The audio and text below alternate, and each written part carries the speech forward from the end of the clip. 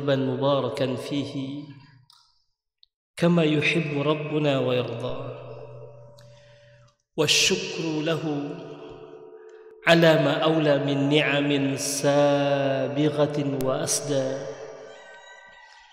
أحمده حمدا يليق بجلال وجهه الكريم وعظيم سلطانه.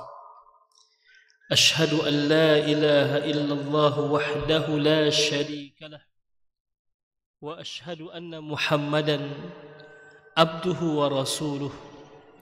اللهم صل وسلم وبارك على نبينا محمد صلى الله عليه وعلى آله وأصحابه ومن تبعهم بإحسان إلى يوم الدين. أما بعد، قال الله تعالى في القرآن الكريم: أعوذ بالله من الشيطان الرجيم، بسم الله الرحمن الرحيم. يا أيها الذين آمنوا اتقوا الله حق تقاته ولا تموتن إلا وأنتم مسلمون. وقال أيضا: يا أيها الناس اتقوا ربكم الذي خلقكم من نفس واحدة وخلق منها زوجها وبث منهما رجالا كثيرا ونساء واتقوا الله الذي تساءلون به والأرحام إن الله كان عليكم رقيبا. وقال أيضا: يا أيها الناس اتقوا ربكم واخشوا يوما لا يجزي والد أو ولده ولا مولود هو جاز أو والده شيئا إن وعد الله حق فلا تغرنكم الحياة الدنيا ولا يغرنكم بالله الغرور. فإن أصدق الحديث كتاب الله، وخير الهدي هدي محمد صلى الله عليه وسلم، وشر الأمور محدثاتها وكل محدثة بدعة وكل بدعة ضلالة وكل ضلالة في النار. Kaum muslimin dan muslimat rahimani wa rahimakumullah, kita puji Allah Subhanahu wa taala fi kulli waqtin wahid, di setiap saat, apapun situasi kondisi kehidupan yang Allah Subhanahu wa taala tetapkan bagi kita. Pujian kepada Allah Subhanahu wa taala melebihi dari segala masalah yang sedang kita hadapi. Karena orang yang beriman tahu tidak ada ketetapan Allah yang ditetapkan kepada hamba-hambanya melainkan berdasarkan kasih sayang. Bahkan Allah nyatakan secara jelas di dalam Al-Quran, وَمَا أَنَا بِالظَّلَّامٍ لِلْعَبِيدِ, dan tidaklah aku, kata Allah, menzalimi hamba-hamba. Artinya Allah maha suci daripada menzalimi hamba-hamba. Pada setiap takdir yang Allah tetapkan, biyadikal khair, di tangan Allah segala keputusan baik, tidak ada yang tidak baik. Karenanya beruntunglah hamba-hamba Allah yang beriman, karena dengan imannya itu dia bisa merasakan kebaikan-kebaikan Allah Subhanahu wa taala dalam kehidupannya. Itulah yang disebutkan oleh Rasul dalam sebuah hadisnya, ajaban li amril mu'min, sungguh sangat menakjubkan, kata Rasul. Sungguh sangat mengherankan perkara yang dilalui oleh orang-orang yang beriman.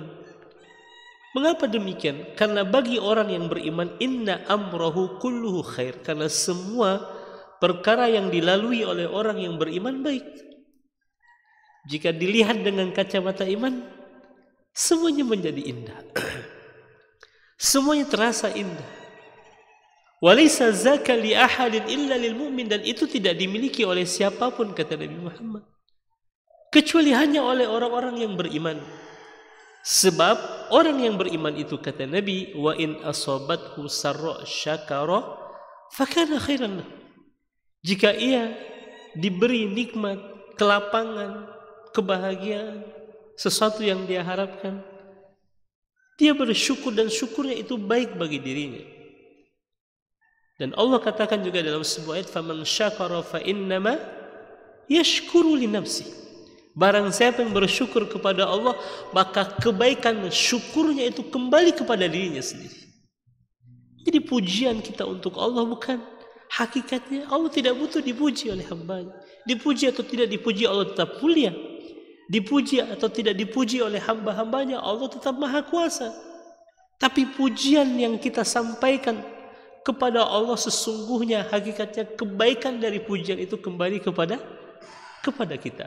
Paling tidak di dalam setiap kali salat kita membaca Sami Allahu liman hamida.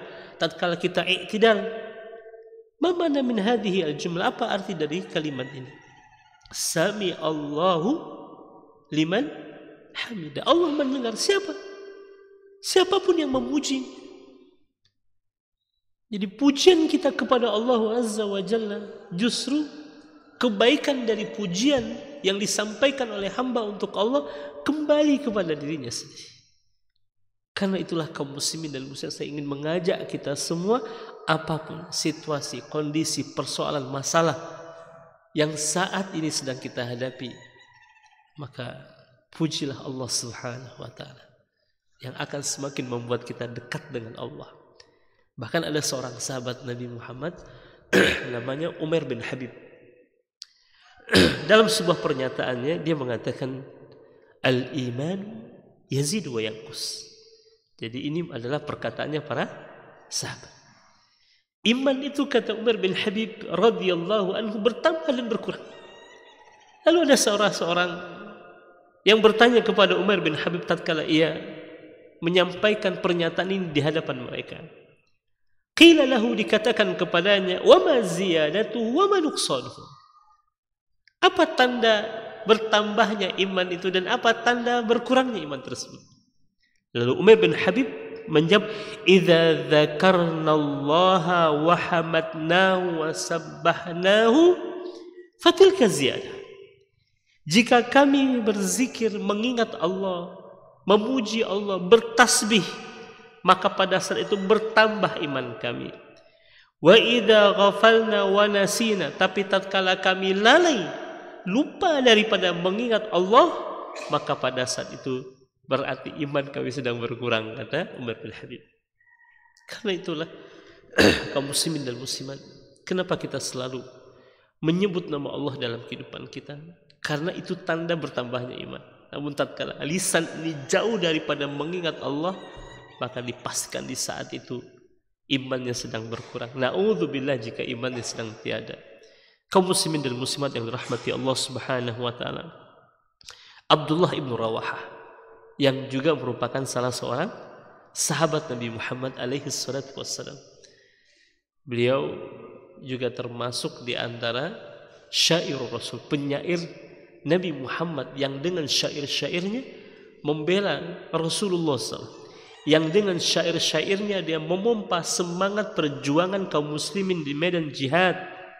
Dalam suatu kesempatan Abdullah bin Rawahah pernah menggamit atau menggenggam tangan seorang sahabat, lalu dia berkata, "Kum bina nu'min sa'ah fanajlisu fi majlis zikr." Ayo sejenak kita duduk. Untuk apa? Untuk sama-sama mengenal Allah Subhanahu wa taala.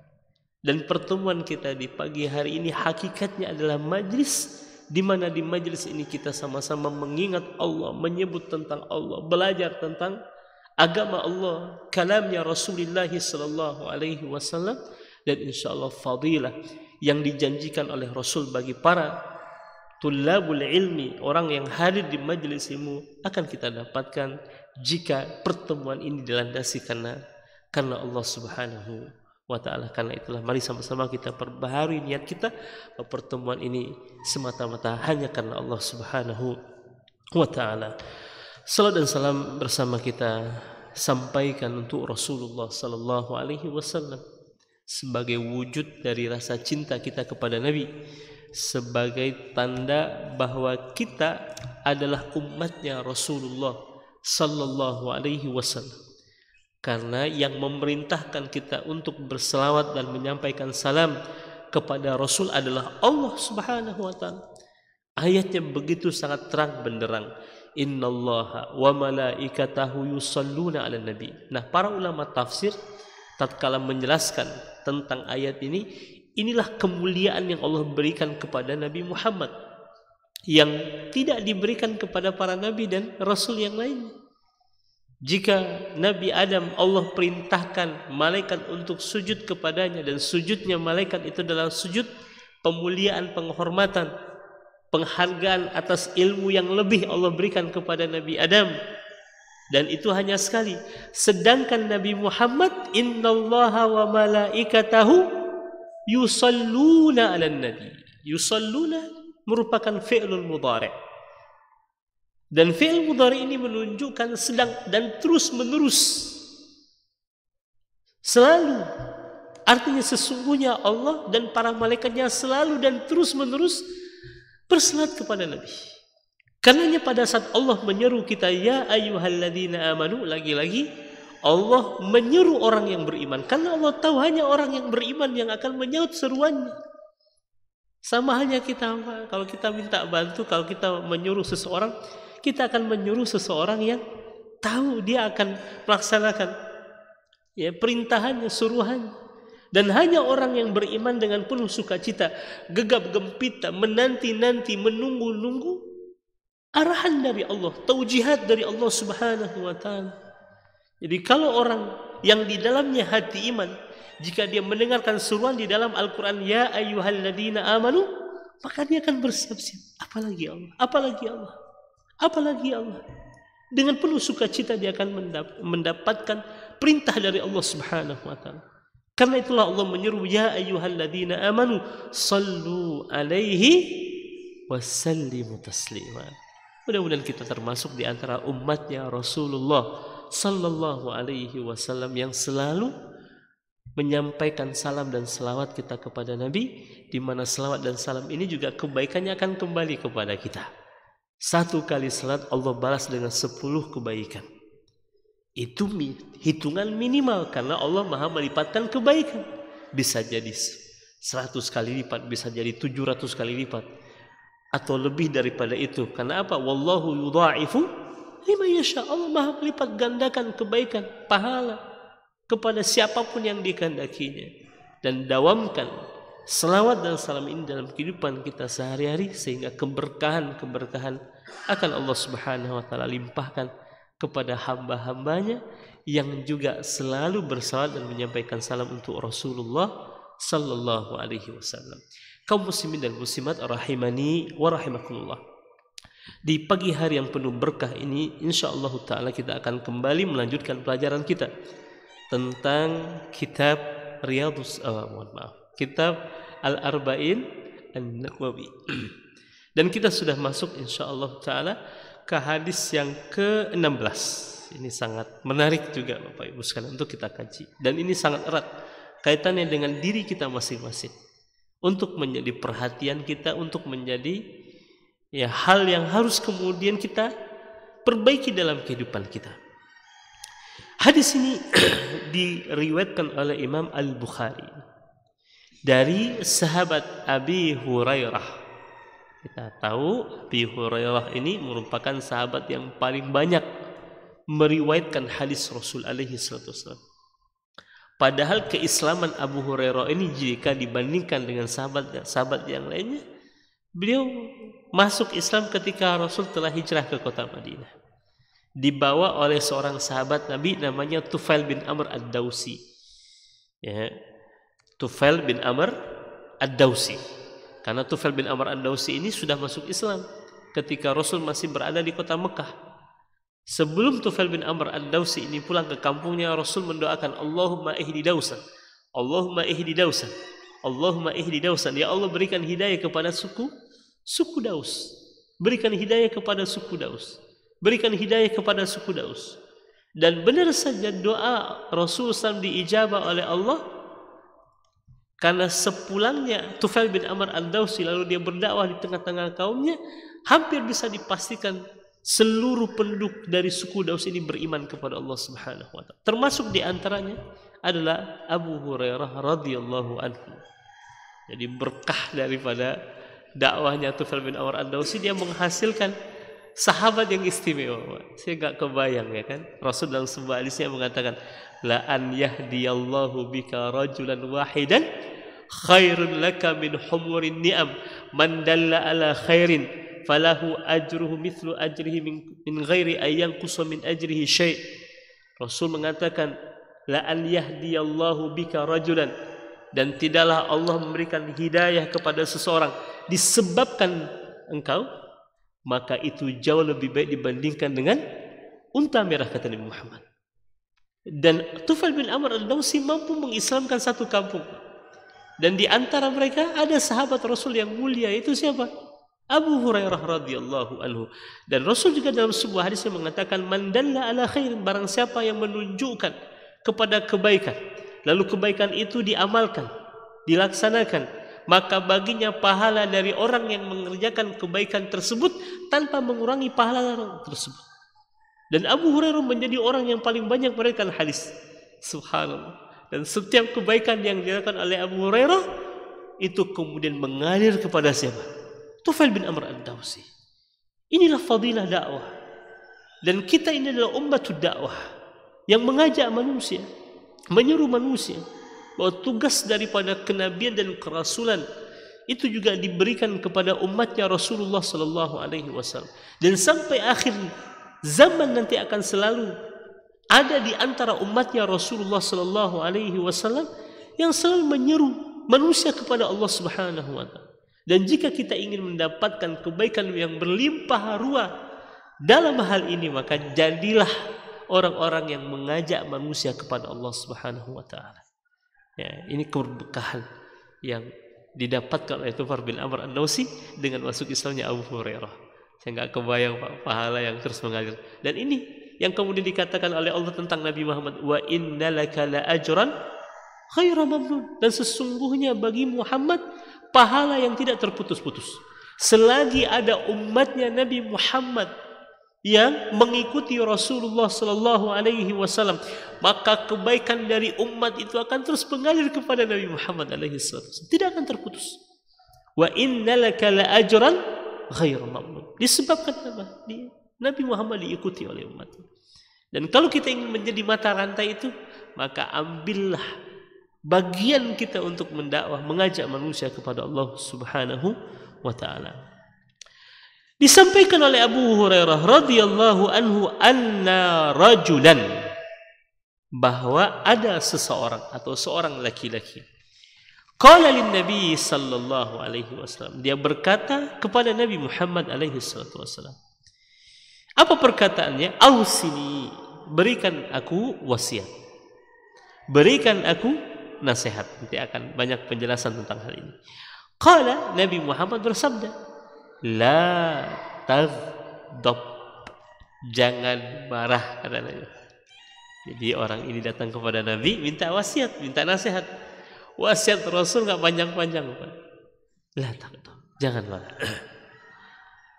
Faraddada miraran, dia ulang lagi berkali-kali, ausin, berikan aku nasihat wahai Nabi. Dan Nabi Muhammad tetap mengatakan, la taghdab, jangan marah. Nah, apa hikmah dan apa makna yang terkandung dalam hadis ini? Mari sama-sama kita kupas dari syarahnya Imam dari seorang ulama bernama Syekh Muhammad bin Shalih Al-Utsaimin. Disebutkan lam yubayyin hadzal rajul, tidak dijelaskan siapa laki-laki ini datang kepada Nabi Muhammad. Ya, karena Abu Hurairah hanya mengatakan anna rajulan, bahwa ada seorang laki-laki, dan tidak dijelaskan siapa laki-laki yang datang kepada Nabi Muhammad. Wa hadza ya'ti katsiran fil ahadits, dan ini akan banyak kita temukan di dalam hadis-hadis Rasulullah. Tidak dijelaskan, tidak disebutkan siapa orang ini. Sama halnya ketika Nabi Muhammad mengatakan faman kanat hijratuhu lidunya yusibuha aw imra'atin yankihuha fahijratuhu ila ma hajara ilaihi, barang siapa yang hijrahnya karena dunia yang ingin dia cari atau wanita yang ingin dia nikahi, maka hijrahnya hanya untuk apa yang dia cari. Rasul tahu ada di antara sahabatnya hijrahnya itu tidak murni hanya karena Allah. Karena ada seorang wanita yang ingin dia nikahi hijrah, dia ikut hijrah. Tapi tidak dijelaskan siapa laki-laki tersebut, siapa orang tersebut. Walaupun Nabi mau tahu di antara sahabatnya ada yang hijrahnya bukan semata-mata karena Allah, tapi karena wanita yang ingin dia nikahi hijrah, maka dia ikut hijrah.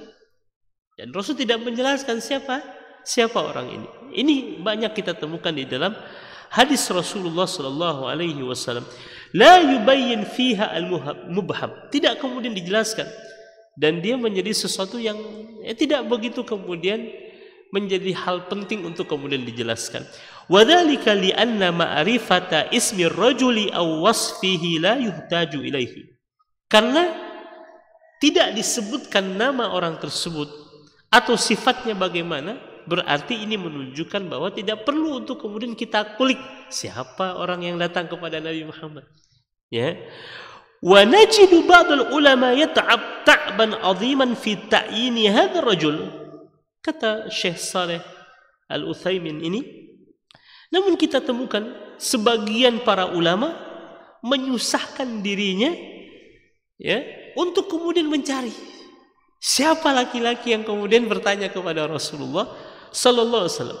Walladzi ara annahu la hajata litab. Pendapat Syekh Muhammad Saleh Al-Utsaimin ini mengatakan walladzi ara, dan saya berpendapat annahu la haja litab. Sebenarnya tidak perlu untuk kemudian bersusah payah mencari siapa orang yang datang kepada Nabi Muhammad ini, madamal hukmu la yaghayyar bi fulani ma fulan. Selagi dengan kita tidak mengetahui seseorang tersebut membuat hukum itu berubah. Jadi kalau tidak ada efek dari hukum yang kemudian disampaikan oleh Rasul dalam hadisnya ini, maka nggak perlu kemudian kita cari siapa dia, siapa orangnya, bagaimana orangnya, nggak perlu. Selagi tidak merubah ketentuan dan hukum di dalam hadis tersebut. Jadi Syekh Saleh Al-Utsaimin mengatakan nggak perlu bersusah payah untuk mencari sesuatu yang memang sudah dimubhamkan, sesuatu yang kemudian tidak dijelaskan di dalam hadis tersebut. Kecuali memang ada di beberapa hadis disebutkan secara langsung orang per orang, tapi di beberapa atau di banyak hadis tidak dijelaskan, menunjukkan bahwa seseorang itu tidak begitu penting untuk kemudian kita ketahui orangnya siapa, bagaimana sifatnya. Ya. Selagi tidak merubah hukum dari hadis tersebut. Qala, laki-laki ini mengatakan, ya Rasulullah ausini, wahai Rasul, berikan aku wasiat. Apa itu al-wasiyah? Hiyal ahdu ila syakhsi bi amrin ham. Ya. Wasiat itu Bapak Ibu adalah janji kepada seseorang dengan perkara yang sangat penting. Kama yusir rajulu masalan ala thuluthihi, sebagaimana seseorang berwasiat jika dia meninggal dunia misalkan, maka dia berwasiat, tolong beri ini wasiat Bapak sebelum Bapak mati misalkan, sepertiga dari harta Bapak ini infakkan ke masjid. Itu wasiat. Ya, dan wasiat ini termasuk di antara hal yang mesti ditunaikan sebelum harta warisan dibagikan. Dan maksimal wasiat ini boleh ditunaikan adalah sepertiga dari harta, nggak boleh daripada itu. Karena selebihnya akan diberikan dan dibagikan kepada ahlul waris.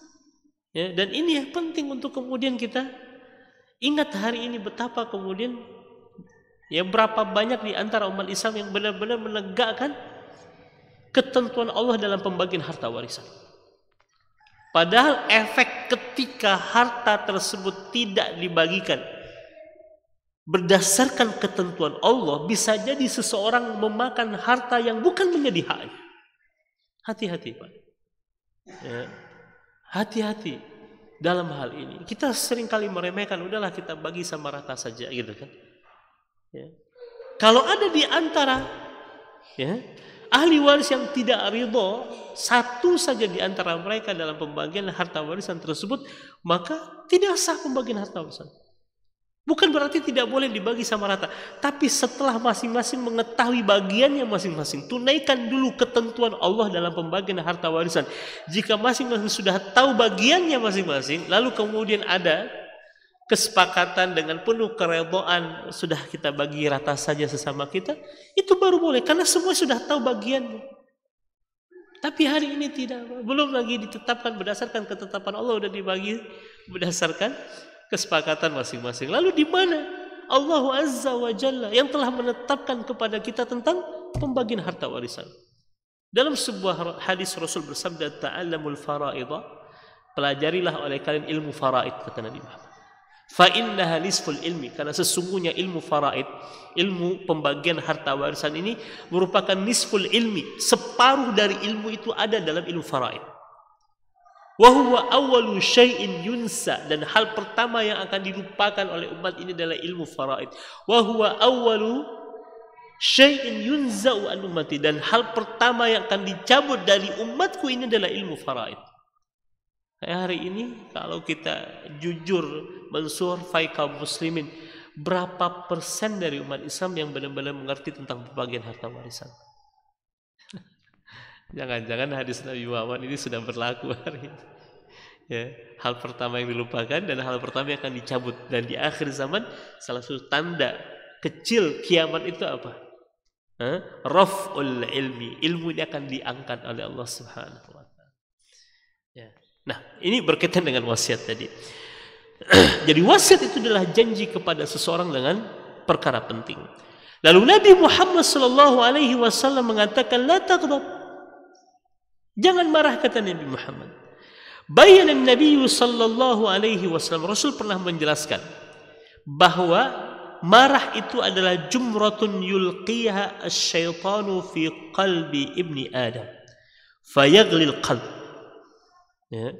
Jumrah, lempar, yang dilemparkan oleh syaitan ke dalam hatinya anak keturunan Nabi Adam, sehingga mendidih hati ini, Pak.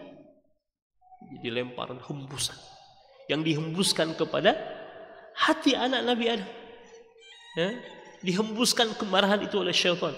Ketika ada percikan sedikit, itu syaitan tuh, Pak, sibuk tuh, ya, membisiki, merayu, mengipasi, agar kemudian anak keturunan Nabi Adam ini marah. Ya.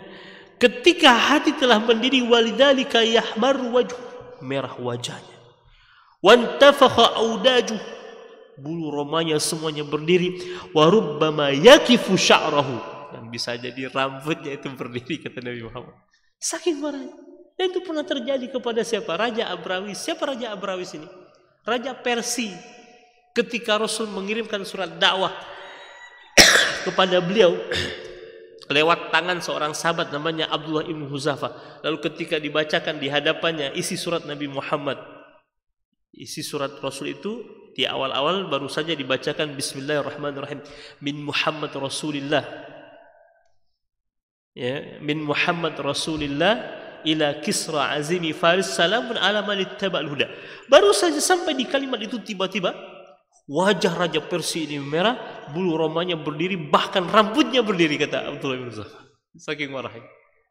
Lalu kemudian mengambil surat dari tangan sekretaris dan merobek-robek tanpa mengetahui isi berikutnya. Saking marahnya dia. Padahal yang dimarahkan itu hal yang sepele, Pak. Ya, dia merasa tersinggung. Ini kurang ajar nih, gitu kan.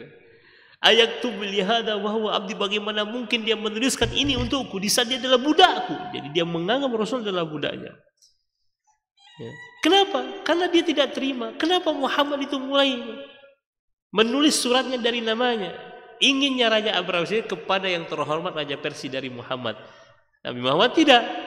Dari Muhammad utusan Allah kepada Raja Persia. Itu yang membuat dia tersinggung.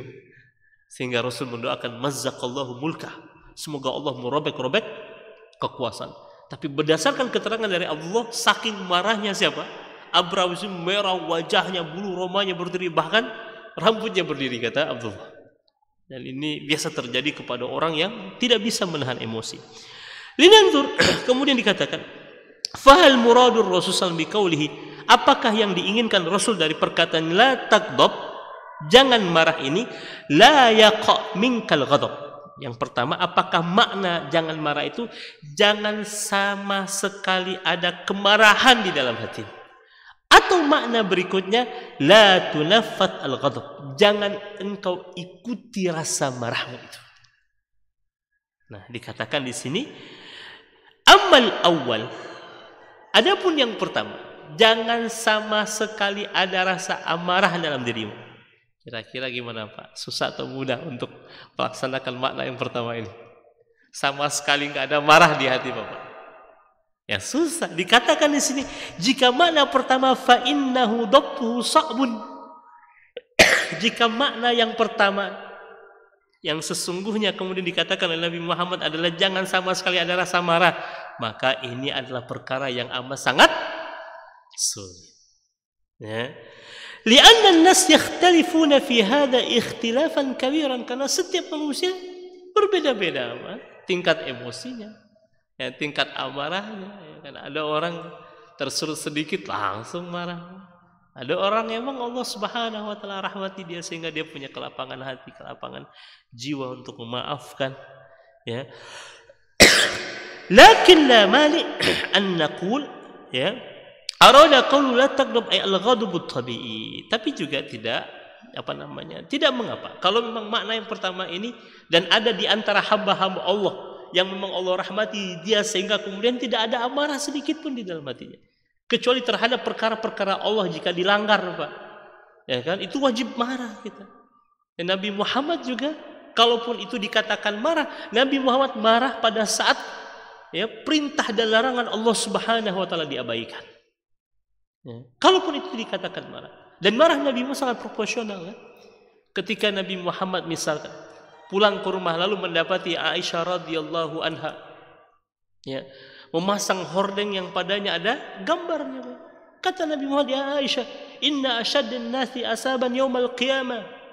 Wahai Aisyah, sesungguhnya orang yang paling keras azabnya di sisi Allah di hari kiamat nanti adalah orang-orang yang membuat sesuatu yang menyerupai dengan makhluk Allah Subhanahu wa taala. Ya, itu pun kalaupun dikatakan marah, tapi marah Nabi Muhammad sangat proporsional. Ketika ada larangan Allah yang dilanggar, ketika ada perintah Allah yang diabaikan, barulah Nabi Muhammad marah. Dan marah Nabi Muhammad itu sangat proporsional, tidak menyambar-nyambar, Pak. Kalau kita marah kan, misalkan kita mempersoalkan persoalan B nih, tapi A sampai Z semuanya kita baca, Pak. Nah, itu tabiat marah kita. Kalau Rasul tidak, apa yang menjadi persoalan itu yang kemudian diingatkan oleh Nabi Muhammad. Samanya ada seorang sahabat Nabi Muhammad yang memakai cincin yang terbuat dari emas. Rasul kemudian menarik dari jari jemarinya dan melemparkan ke tanah, dan seraya mengatakan sesungguhnya ada di antara kalian yang memakai bara api di tangannya. Ya begitu aja, nggak ada embel-embel yang lain. Atau misalkan pada saat Aisyah radhiyallahu anha cemburu dan bercerita tentang Sofiyah orangnya begini dan begitu, kata Rasulullah kepada Aisyah, ya Aisyah, laqad qulti kalimatan, sungguh engkau telah mengatakan satu kalimat yang jika kalimatmu tadi engkau celupkan ke dalam air laut, maka cukup dengan kalimatmu tadi bisa menyebabkan pencemaran di lautan, kata Rasulullah. Dah begitu aja, Pak. Nggak ada tuh istilah ya menyambar-nyambar kemarahan Nabi Muhammad SAW dengan mengatakan sesuatu yang tidak penting. Kalau kita kan, wahai Aisyah, engkau tuh istri Nabi, mestinya engkau bisa menjaga akhlak dan sikapmu, gitu kan. Itu kalau kita, Pak. Ayah Rasul tidak. Rasul sangat proporsional dengan kemarahannya. Ya. Jadi juga tidak mengapa jika makna yang pertama ini dimasukkan ke dalam maksud Rasulullah SAW, jangan sampai ada rasa marah di dalam hatimu. Karena orang yang di dalam hatinya tidak ada kemarahan karena hal-hal sepele, misalkan, Pak, sesuatu yang kurang ketika istri menghidangkan makanan dan makanannya ada yang kurang, ya sudah nggak apa-apa. Ditanya oleh istri, enak bang, enak gitu kan. Nggak usah marah terhadap hal-hal yang sederhana dalam hidup ini. Jangan marah di atas sesuatu yang bersifat dunia, Pak. Rugi sekali kita jika marah terhadap hal-hal yang bersifat dunia ini. Ya. Karena ridho dan ghadab kita hanya terhadap sesuatu yang berkaitan dengan akhirat. Kalau terhadap dunia udah saling memaafkan saja. Tapi kalau terhadap akhirat, agama Allah, syariat Allah, nah, di situ harus ada kemarahan. Ya, di situ harus ada kemudian reaksi, tapi juga yang positif. Nanti akan dijelaskan di sini. Kemudian bimana antutina nafsaka wa tubarridul amru ala nafsik. Jadi jika makna pertama ini dimasukkan, yaitu jangan sama sekali ada rasa marah di dalam hatimu. Ya, ini marah yang biasa dan kita betul-betul tahan diri untuk tidak marah. Ini juga sangat luar biasa, Pak. Karena dalam sebuah hadis Rasul mengatakan, nih fadilah, ketika kita mampu menahan rasa marah, dalam sebuah hadis Rasul mengatakan, man katama ghaizat, barang siapa yang mau dan mampu menahan dirinya untuk tidak marah, wa huwa qadirun ala an yunafidahu, di saat dia mampu untuk marah, bisa untuk marah, berhak untuk marah, namun dia tahan dirinya untuk tidak marah. Apa fadilah yang disebutkan oleh Rasul dalam hadis ini? Da'ahu Allahu yaumal qiyamati ala ru'usil khalaik. Kelak di hari kiamat Allah akan memanggil hamba tersebut di hadapan seluruh makhluknya di hari kiamat, Pak. Orang yang mampu menahan marahnya dan dia tahan dirinya untuk tidak marah di saat dia bisa, mampu, berhak untuk marah. Di hari kiamat akan Allah panggil namanya. Fulan bin Fulan, kata Allah. Lalu Allah akan berikan pilihan kepadanya bidadari, Pak. Dan dia bebas memilih bidadari yang mana. Setelah dia memilih, Allah nikahkan dia dengan bidadari itu. Masya Allah. Tuh, Bu, jangan marah-marah sama Bapak ya, Bu. Kalau Bapak tahu nih ilmu, ketika Ibu marah, Bapak senyum-senyum, berarti sedang membayangkan bidadari. Allah. Jadi kalau istri marah, Pak, jangan marah balik, Pak. Balas dengan senyuman aja. Kenapa senyum, Pak? Ada lah, Bu. Membayangkan Allah berikan pilihan bidadari kepadanya. Masya Allah. Ini hadis sahih, Pak. Masya Allah. Rugi kalau kita marah terhadap hal-hal yang sepele dalam kehidupan kita. Allah Akbar. Nah, wa ammal makna ats-tsani. Adapun makna yang kedua, wa huwa alla tunaffidh muqtadal ghadab. Fa hadha haqq. Ya. Adapun makna yang kedua adalah jangan engkau turuti efek dari marahmu. Marah itu kan di hati, Pak. Nah, biasanya kalau hati udah marah, itu akan berlanjut tuh, Pak. Kata-kata akan berucap, ya kan? Tangan akan bertindak, kaki juga akan bertindak gitu kan. Ada aja yang pecah misalnya, Pak. Kalau marah masih mending, tapi kalau sudah, ya kan, memukul, menendang, itu masalah, Pak. Kalau amarah ini diikutkan, bisa terjadi perang dunia, Pak. Perang ini selama ini terjadi karena mengikuti amarah. Ya kan? Nah, dikatakan fahada haqqun, dan inilah yang sebenarnya yang diinginkan oleh Rasulullah. Jadi kalau menghilangkan rasa marah sama sekali dalam hati diri manusia, itu merupakan sesuatu yang sulit. Tapi mana yang kedua ini lebih dekat. Ketika rasa amarah itu datang, maka jangan engkau ikuti, jangan engkau kemudian engkau lanjutkan efek dari kemarahan itu. Diam gitu. Ya, karena kalau seseorang udah marah, itu kata-katanya tidak bisa terkontrol. Isi kebun binatang bisa diabsen satu persatu tuh, Pak. Allah Akbar. Nggak ada kebaikan lagi tuh, Pak. Kalau kemarahan itu kemudian diperturutkan, maka tidak akan ada kebaikan, Pak. Di dalamnya tidak akan ada kebaikan. Dan inilah kata Syekh Saleh Al-Utsaimin, dan ini yang mendekati. Walaupun tidak menghilangkan makna yang pertama. Kalau ada di antara kita yang sama sekali tidak ada rasa marah di dalam hatinya, itu bentuk rahmat Allah kepadanya. Ya, tapi itu amat sangat sulit dimiliki oleh setiap manusia. Tapi yang paling mendekati maknanya ketika kita marah, maka jangan perturutkan rasa marah kita. Cukup di hati dan selesaikan saja. Idzan kalimatu la taghdab. Jadi perkataan jangan marah ini, hal hiya nahyun anil ghadabil ladzi huwa tabi'i aw hiya nahyun lima yaqtadihi al ghadab. Apakah larangan jangan marah di sini adalah larangan sama sekali tidak ada marah di dalam hati, atau larangan agar tidak memperturutkan efek dari marah tadi? In nadharna ila zahiri lafzi qulna, jika kita melihat dari teks hadis ini, maka kita akan dapati la taghdab maknanya adalah al-ghadab at-tabi'i, marah yang alami. Lakin hadza fihi su'bah, tapi ini sangat sulit, ya, menghilangkan sama sekali rasa marah dalam hati kita. Walahu wajhun yumkin an yahmila alaihi bi an yuqal idbit nafsaka inda wujudi sabab hatta hatta la taghdab. Jadi Syekh Saleh Al-Utsaimin memaknai kata la taghdab di sini adalah idbit nafsak, tahan diri.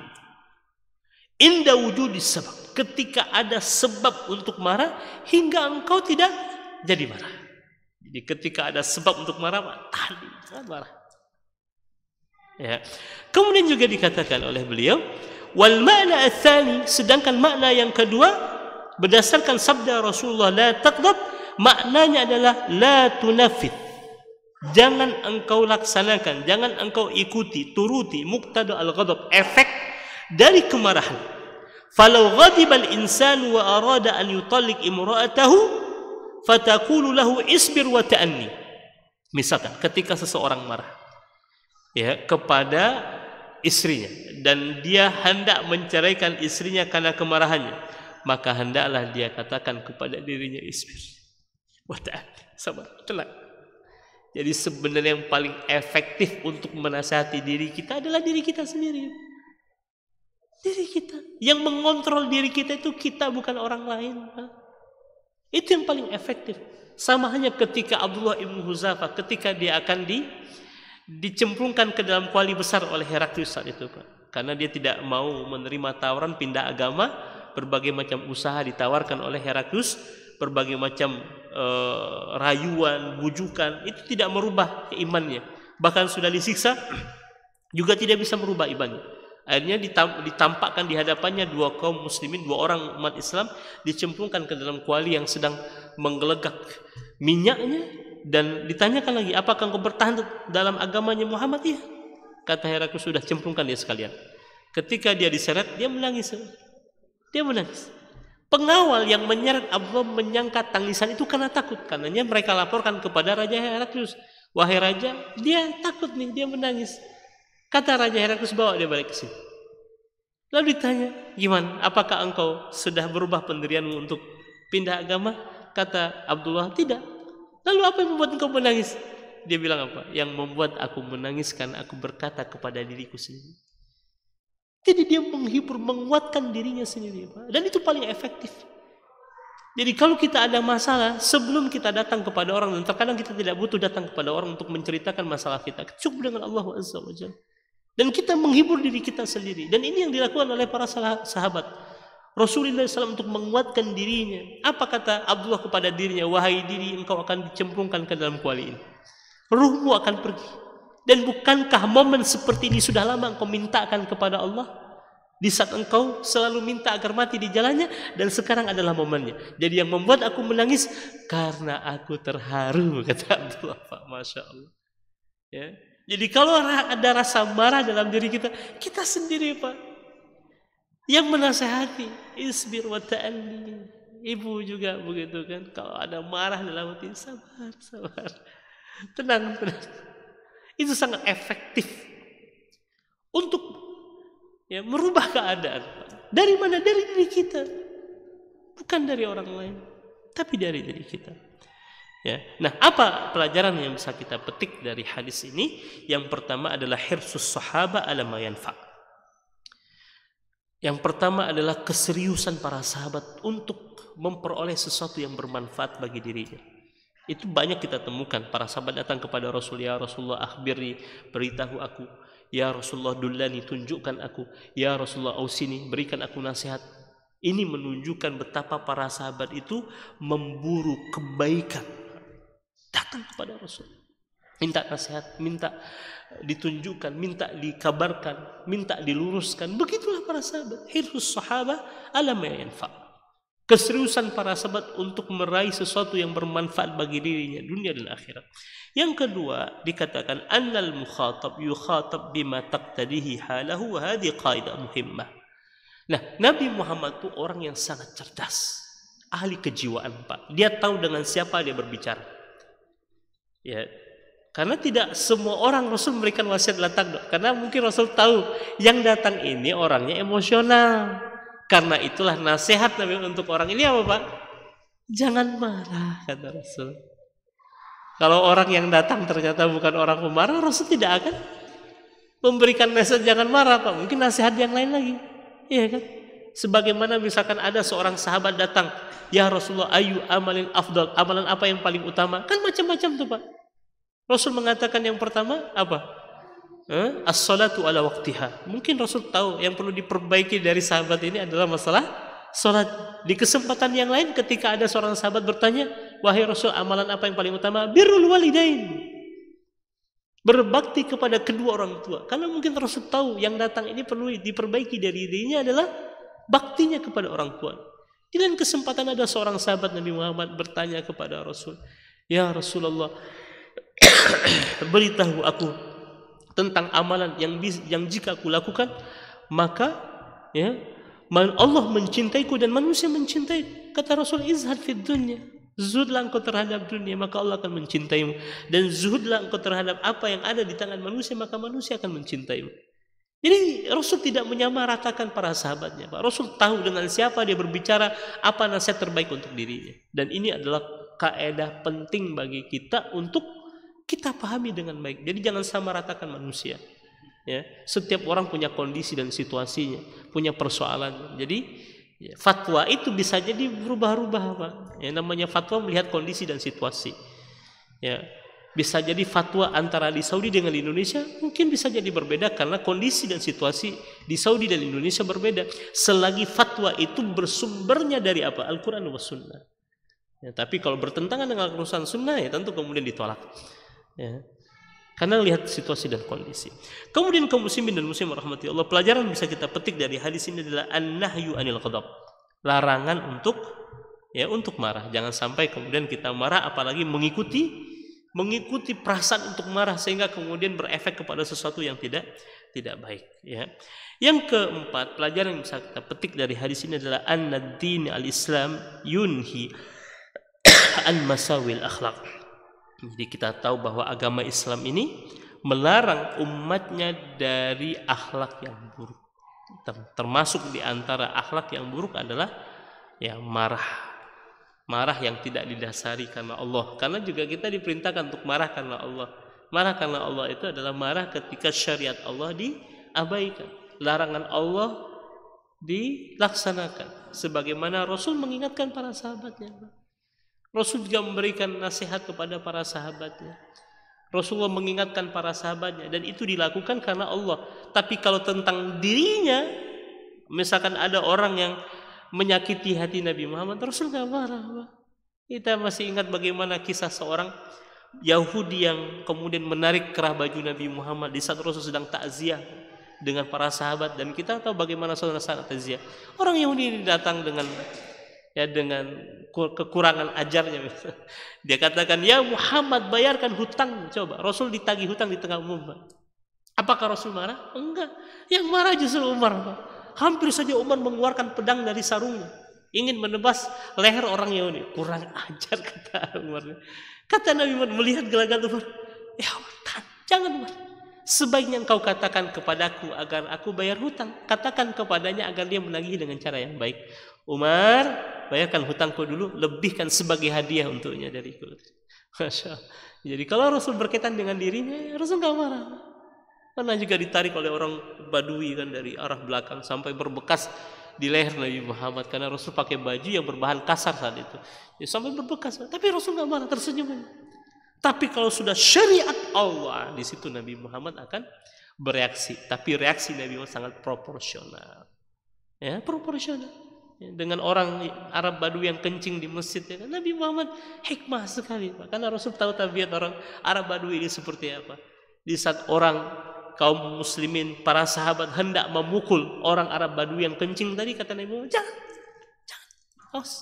biarkan dia tuntaskan hajatnya di situ, kata Rasul.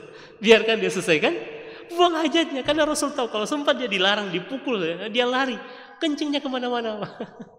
Kalau apa, udah biarin aja. Nah, setelah itu baru Umar ambilkan air, siram ke kencingnya. Kata orang Arab Badui ini, semoga Allah merahmati Muhammad dan tidak untuk kalian. Masya Allah. Tapi setelah itu Rasul dengan hikmah menjelaskan tentang hukum. Karena Rasul tahu tabiat orang Arab Badui. Tapi tadi berbeda dengan sahabat yang pakai cincin emas di jari. Karena Rasul tahu bagaimana imannya dia. Nah, Rasul main tarik aja. Campakkan lagi. Karena Rasul tahu dengan siapa dia berhadapan.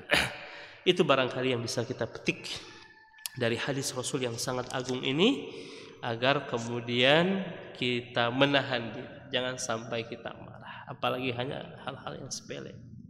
Tahan diri dan ingat tadi hadisnya, barang siapa yang mampu menahan amarahnya di saat dia berhak, bisa mampu untuk marah, Allah akan panggil dia kelak di hari kiamat di hadapan semua makhluknya, lalu Allah akan memberikan pilihan kepadanya bidadari untuk dia pilih, dan kemudian Allah akan menikahkan dengan, Masya Allah, menikah di hadapan semua makhluk Pak dengan bidadari. Apa enggak istimewa? Ini rahasianya Pak. Jadi kalau istri nanti marah-marah sama Pak, nggak usah marah lagi, senyum aja. Membayangkan bidadari. Allahu Akbar. Betapa indahnya hidup tanpa marah ini Pak. Enak hidup tanpa marah. Ya. Aku qouli hadza wa astaghfirullah li wa lakum. Subhanakallahumma wa bihamdika. Oh Bapak. Oh ya, baik. Silakan Bapak. Ya.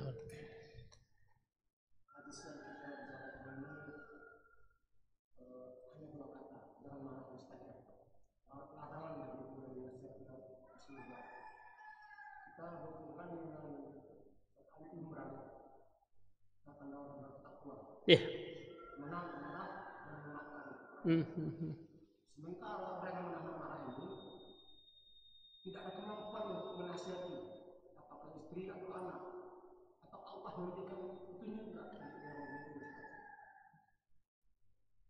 Baik. Mungkin si anak dan si istri menganggap suaminya itu, ayahnya itu tidak punya ilmu untuk menasihati. Dia tahunya ustaz itu. Tapi si ayah bertahan dengan menahan amarah tadi.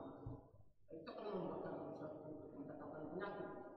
Sekalipun sudah dimaafkan, tapi perbaikan untuk keluarga tidak ada. Apa caranya? Baik, bismillah. Benar sekali bahwa tadi disebutkan dalam surah Al-Imran, di antara tanda ketakwaan dalam diri seorang hamba itu adalah wal kaziminal ghaiz, orang yang mampu menahan marah. Al-Kadhim ini bukan hanya sekedar menahan marah Pak. Dia bisa marah, berhak untuk marah, bisa untuk marah, tapi dia tahan dirinya untuk tidak marah. Dan insya Allah tidak akan berefek kepada kesehatan Pak. Jadi justru dengan tidak marah dia akan lebih sehat, ya kan? Melampiaskan amarah pada hakikatnya tidaklah baik. Karenanya jangan sampai kemudian amarah ini dilampiaskan, apalagi dengan sesuatu yang negatif. Justru kalau kita marah, kata Nabi Muhammad, bahwa kalau lagi berdiri bawa duduk. Kalau lagi duduk gak bisa juga nahan marah, bawa berbaring. Kalau tidak, bawa berwudu. Kalau nggak bawa salat Pak, insya Allah dengan terapi yang diajarkan oleh Rasulullah SAW ini, insya Allah ketika kita menahan marah itu menyehatkan. Justru ketika kita lampiaskan kemarahan kita, itu yang bikin seorang bisa darah tinggi, jantungan, bahkan bisa mengakibatkan stroke, karena memang dia tidak bisa mengendalikan marahnya. Ya. Dan ini yang suka marahnya siapa Pak? Suami atau siapa? Yang menahan marah itu si bapak. Oh, kan. Istri tidak bisa dia memberikan nasihat. Iya.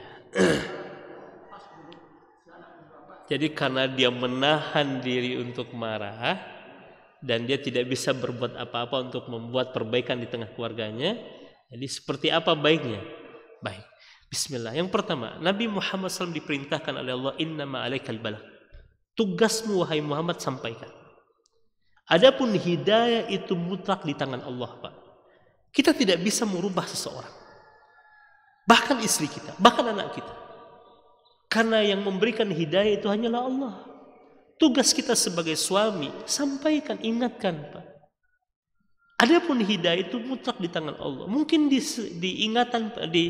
nasihat pertama belum berubah, dan kita tidak putus asa, nasihati lagi. Sampai kapan? Sampai dia berubah Pak. Tapi tetap dengan menjaga etika, tahan diri untuk tidak marah.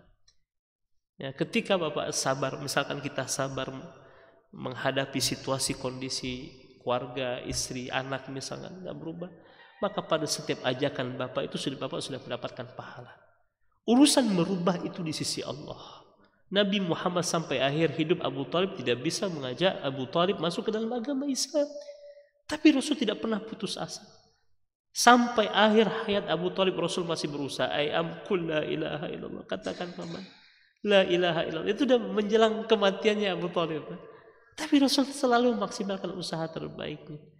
Ya, dan Nabi Muhammad juga tidak marah-marah juga kepada Abu Talib atau kepada siapapun dari umatnya. Karena tugas Nabi mana menyampaikan. Jadi tugas kita sebagai suami hanya mengingatkan dengan cara terbaik, dengan cara terindah. Dan itu Allah katakan ud'u ila sabili rabbika bil hikmah wal mau'izah hasanah wajadilhum billati hiya ahsan.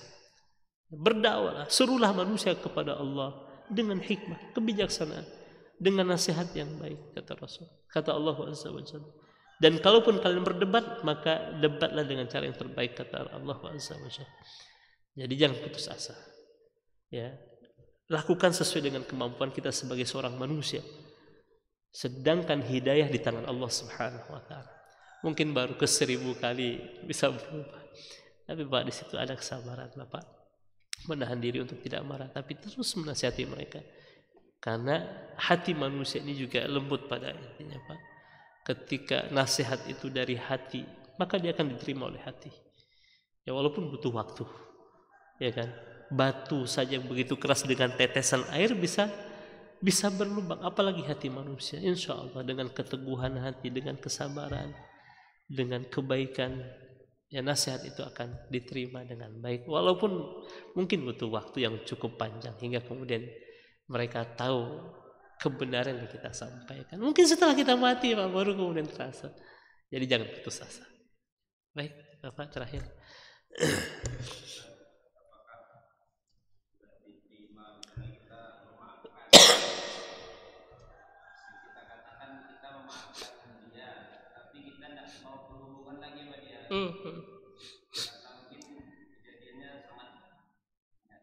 Hati kita.